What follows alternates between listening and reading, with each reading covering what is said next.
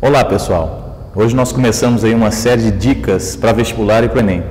O tema de hoje é um tema que com certeza vai aparecer nos vestibulares desse ano e no Enem, todos os anos ele aparece. Nós vamos falar um pouco aí sobre o meio ambiente, especificamente sobre as conferências da ONU. A gente começa falando da Rio+20. Eu até coloquei como título ali, Economia Verde. Será que isso é possível? Nós vamos primeiro fazer uma análise do histórico de todas essas conferências, para depois chegar até a Rio+20 e analisar os conceitos mais recentes sobre o assunto. Bom, tudo começou na década de 70. Em 1972, nós temos a Conferência de Estocolmo. Na Conferência de Estocolmo, nós tínhamos duas grandes correntes de pensamento. Em primeiro lugar, a corrente conhecida como Política do Crescimento Zero, que era defendida pelos países desenvolvidos. O que essa política dizia? Ela dizia o seguinte, que o meio ambiente já teria sido afetado o suficiente e que para conservar o meio ambiente não se poderia tocar mais nos recursos naturais. Ou seja, o que já foi devastado continua daquela forma, o que não foi devastado deveria ser simplesmente conservado. É evidente que para os países desenvolvidos, essa política do desenvolvimento, do crescimento zero, ela não traria muitas consequências, muito prejuízo. Por quê? Porque são países que já tinham um desenvolvimento econômico muito acelerado, muito elevado, então para eles não faria falta. Já a outra corrente de pensamento, a política do crescimento a qualquer custo, ela dizia exatamente o contrário. Ela dizia o seguinte: se para o meu crescimento econômico depender a destruição do meio ambiente, eu vou ter que destruir o meio ambiente. É claro, quem é que defendia essa teoria? Os países periféricos, principalmente os países em desenvolvimento, como é o caso do Brasil. O Brasil tinha acabado de receber aí o seu processo de industrialização, tinha acabado de ter o seu grande surto industrial, que é na era JK, com o plano de metas, e é evidente que, adotando uma política de crescimento zero, o Brasil sairia do eixo de crescimento econômico que ele havia entrado. Inclusive, é bom lembrar que em 72 a gente ainda está ali naquele período de milagre econômico brasileiro dentro da ditadura. Bom, não sei se vocês perceberam, mas nós temos duas teses que são antagônicas, elas são, na verdade, uma antítese. Então, ou nós temos o crescimento zero ou o crescimento a qualquer custo. É evidente que em Estocolmo 72 nós não tivemos uma conciliação aí dessas duas teorias. Com o passar do tempo, já na década de 80, nós tivemos o relatório Nosso Futuro Comum. Esse relatório Nosso Futuro Comum procurou fazer o seguinte, ele procurou pegar essas duas teses que na verdade eram antíteses e fazer uma síntese. Ou seja, ele criou o conceito, usou pela primeira vez o conceito de desenvolvimento sustentável. O que seria esse desenvolvimento sustentável? Na verdade, seria a conciliação entre crescimento econômico e preservação ambiental. Ou seja, seria uma espécie de síntese das duas políticas anteriormente colocadas aí na Conferência de Estocolmo em 72. A evolução dessas conferências veio com a Eco 92 ou Rio 92. Ela foi realizada no Rio de Janeiro em 1992, por isso o nome, e ela trouxe importantes documentos aí para o desenvolvimento dessas políticas de conservação ambiental. Bom, eu listei aqui para vocês 3 documentos importantes. O primeiro documento é a Convenção sobre Mudanças do Clima. Essa conferência ela vai dar o pontapé inicial para que posteriormente se discuta o protocolo de Kyoto.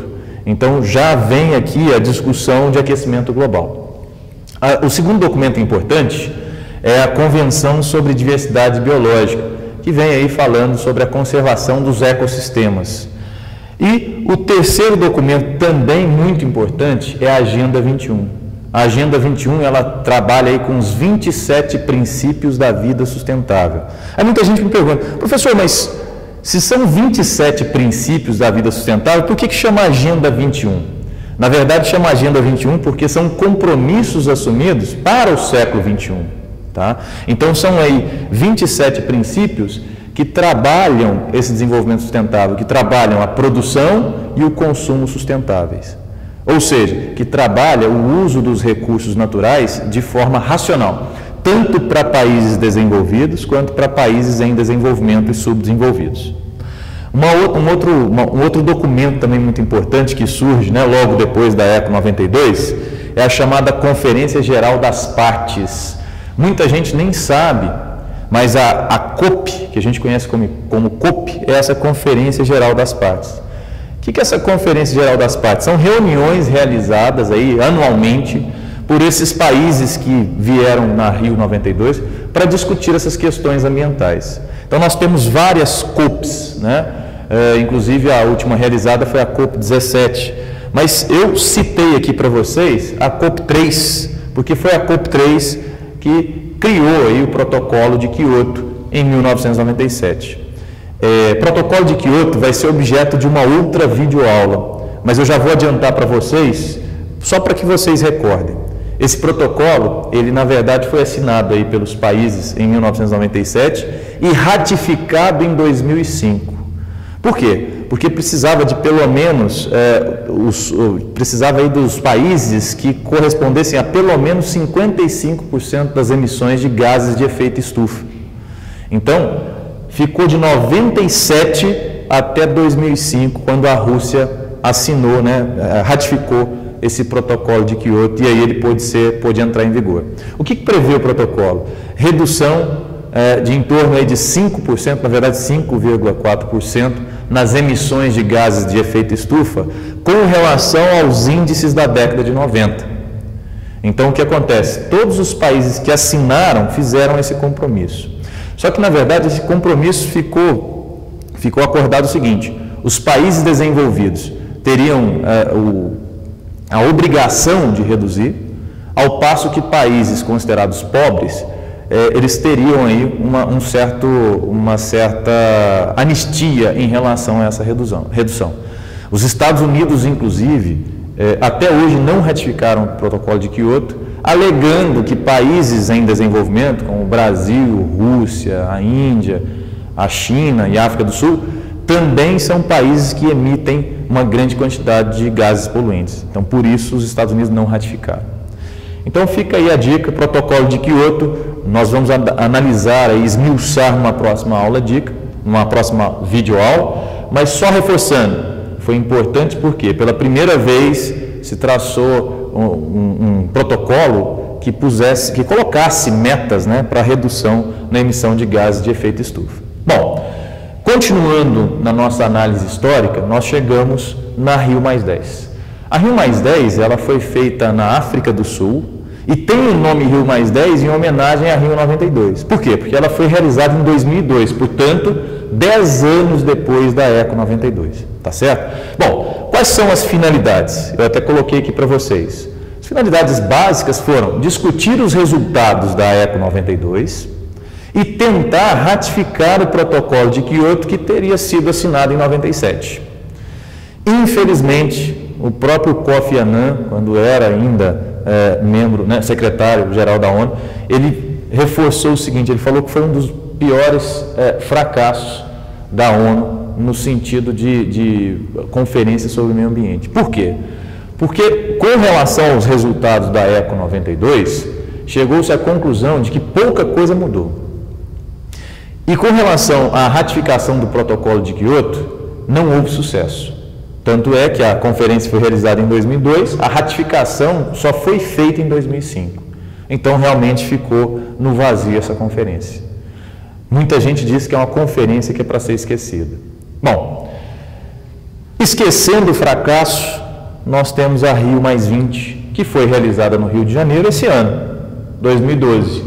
Portanto, muita atenção vestibulandos aí, muita atenção para o vestibular, para o Enem. Com certeza vão aparecer questões abordando esse assunto.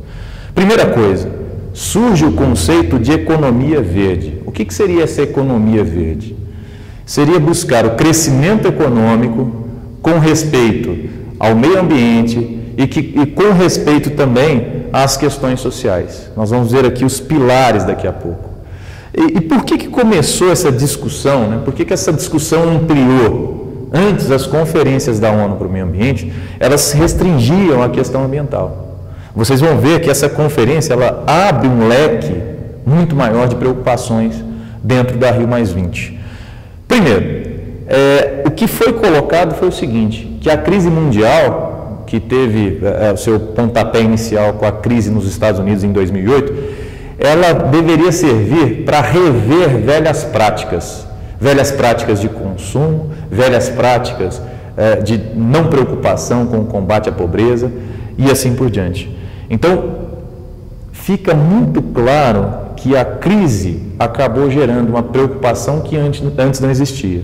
E aí nós vamos ter pelo menos 3 pilares importantes para a Rio+20. Os pilares são sociedade, economia e meio ambiente. Então, o que acontece? A Rio+20 se preocupa com o combate à pobreza, com o combate à fome e com o combate aí à crise econômica. Por quê, gente? Por que isso acontece? Porque a gente passa a ter aí um conceito de ecologia profunda vigorando hoje. O que seria essa ecologia profunda? O homem, ele começa a fazer parte da natureza. Ou melhor, o homem já fazia parte da natureza. O homem começa a ser analisado como parte da natureza. Porque até então, via-se a natureza como algo distinto do homem, como algo a se explorar ou a se conservar. Com a Rio+20 ficou muito claro que o homem ele faz parte desse meio ambiente. Só é possível ter um meio ambiente equilibrado se nós tivermos uma sociedade vivendo com justiça social, com combate à pobreza, com combate à fome. Então, a gente percebe uma ampliação aí nos conceitos dessas conferências. E aí eu termino a videoaula de hoje, ou a videodica, com o conceito de sustentabilidade. A princípio, se você pegar um conceito de sustentabilidade, que eu já vi várias provas pedindo esse conceito, inclusive questões abertas, a princípio o conceito clássico seria, sustentabilidade, seria o homem usar os recursos naturais para satisfazer as necessidades da geração atual, sem comprometer a satisfação das necessidades das gerações futuras. Ou seja, seria o homem usar os recursos naturais com parcimônia, já pensando no futuro do planeta, no futuro das próximas gerações vindouras. Então, para a sustentabilidade, a gente percebe o seguinte: nós temos que ter um crescimento econômico com igualdade, e aqui eu falo igualdade no sentido amplo, no sentido de igualdade de oportunidades mesmo, com justiça social e com o uso racional dos recursos naturais. Ou seja, sustentabilidade hoje é muito mais ampla. Sustentabilidade é se preocupar com uma educação e uma saúde pública de qualidades. Sustentabilidade é se preocupar com o combate à pobreza. Sustentabilidade é se preocupar com o meio ambiente, mas não só o meio ambiente natural, o meio ambiente urbano. É se preocupar com as questões urbanas, como o lixo urbano, como a enchente, como as inversões térmicas, como as ilhas de calor, entre outros problemas urbanos que devem ser enfrentados pelo ser humano, pelos governos e pela própria sociedade. Bom, pessoal, espero que vocês tenham aproveitado essa dica e nós voltamos posteriormente com outras dicas de vestibular e do Enem. Muito obrigado, até mais.